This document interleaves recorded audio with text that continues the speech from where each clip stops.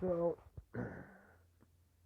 you guys know who it is. It's JP the Outlaw, your favorite color commentator, the voice that makes them moist.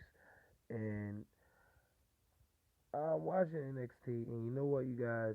They do it again. I like the direction that NXT is going in. Forgive me if my voice sounds hoarse, more hoarse than normal. I got a little bit of a cold. Bear with me. They start off the show with Sanity.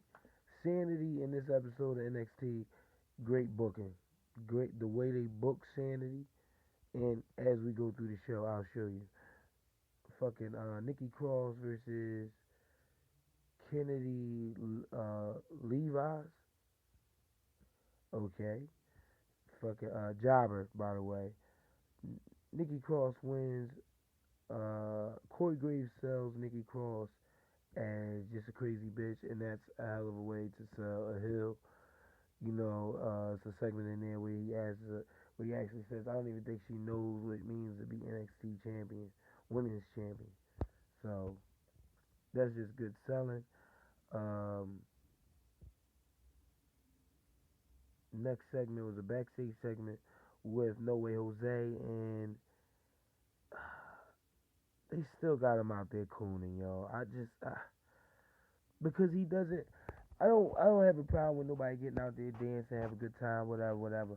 But at some time, if you want to move up or if you want to be taken serious in the WWE, you're gonna have to break that shit, man. You're not gonna make it with the cooning shit. Look at Kofi Kingston.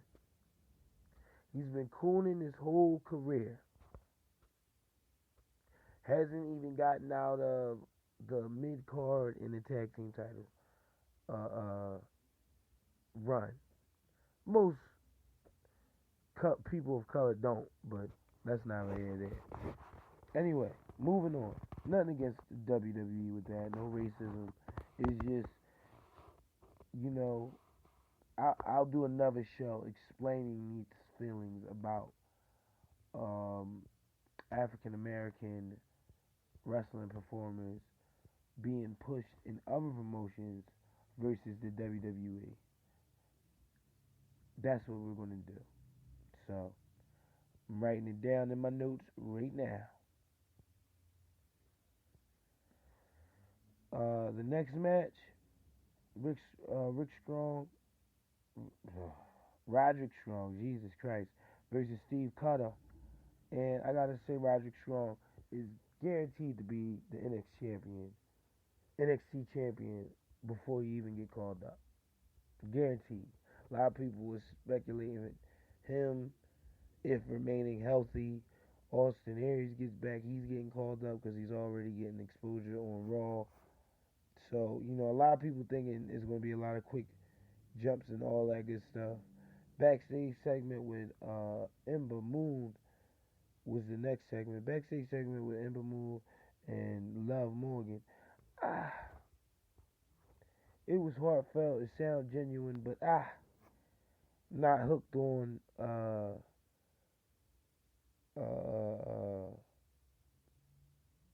Liv Morgan. I'm really wanting to see what they're doing with Ember Moon. She's the only undefeated woman, the only other undefeated woman outside of Asuka on NXT. So I want to see what they're doing with that.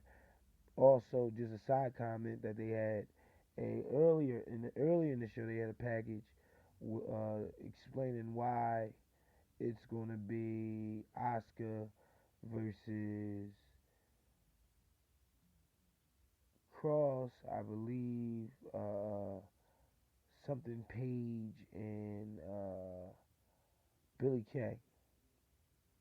And Billy Kay's groupie basically. It's gonna be a fatal four way. So look out for that. I think that should be pretty much good, like a good entertaining match. I mean, it all depends on how dominant they make Asuka look, because she's gonna beat that match. So anyway, then you got Ty Dillinger out there with his "I don't know what I'm gonna do with my career," and the crowd just goes fucking crazy, start chanting out, uh, Royal Rumble number 10. So again, that's the chance that they're giving out. Ty Dillinger is over. Even when, the guys in the turnbuckle and he's hitting them over the head over the top of the head with 10 punches. Nobody's like even fucking counting. Like he's made motherfuckers retarded. They just scream out 10, 10, 10, 10. Right. So come on, call Ty Dillinger up. You're not gonna give him a title shot down there. Call him up, send him on SmackDown, and let him go against Dean Ambrose for the Intercontinental title. That should be entertaining right there. But anyway, fucking Sanity comes out. EY hands him a fucking jacket and said, I know what you're going through. You're frustrated. You need some friends. We got you, buddy. Come on and join us. Ty Dillinger throws it out of the ring.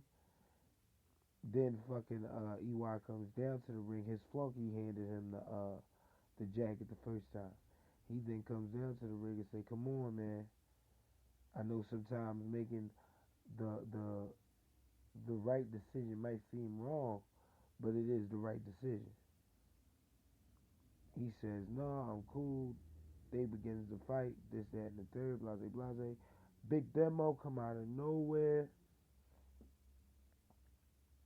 and damn near like inhaled Ty Dillinger.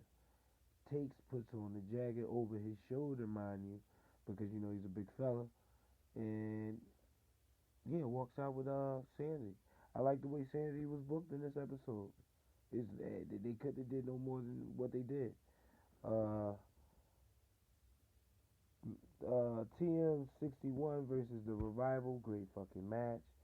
Um, uh, uh, uh, Shane is injured with a knee injury on this episode. Now I'm not sure if that's his actual injury, but and he's from TM61. I'm not sure if that's is his actual injury, but he's really fucked up. He's supposed to be out for 9 months. So let's see how that pans out.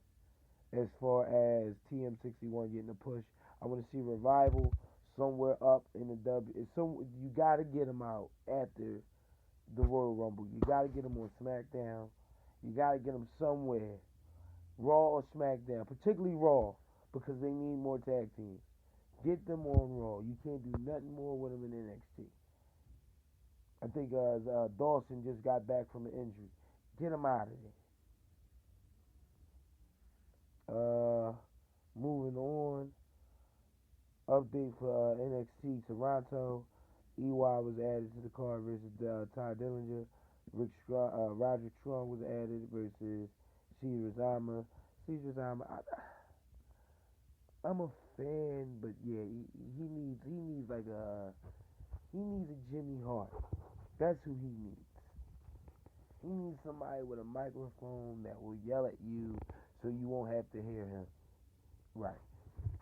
So, and that takes us to our main event segment, which was Bobby Roode and Shinsuke Nakamura contract signing.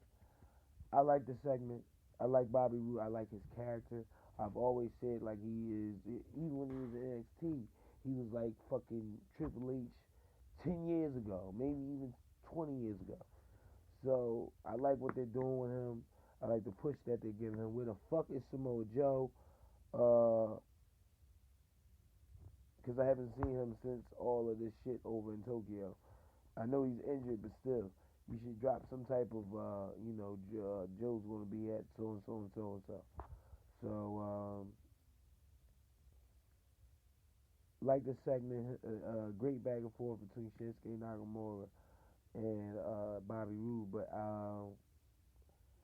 I gotta say, Bobby Roode's a dick. He plays his character so well, and Shinsuke, not being able to translate the English very well. Like his English is off. So, Bobby Roode goes out there, gives him a chance to talk, and he's just basically an asshole with it. And, but the one thing I liked about Shinsuke, like the fact that you can still make out what he's saying, but it sounds like he got a mouthful of shit. So it's like kind of hard to understand what he got going on. But I mean, it was a great episode.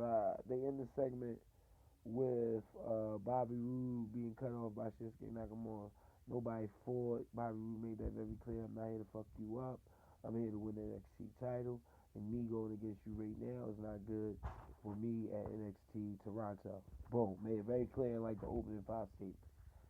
So yeah, I want to see. How it's gonna pan out. Hopefully, I'll have the NXT network, the WWE network by then. But we'll work it out, guys. We always do. We always do, man. As always, check out JP Outlaw Labcast. Check it out. Check it out.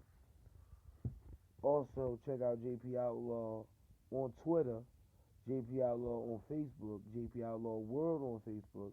That's the group. If you want to be a part of it, just send me a friend request. I will personally add you to the group.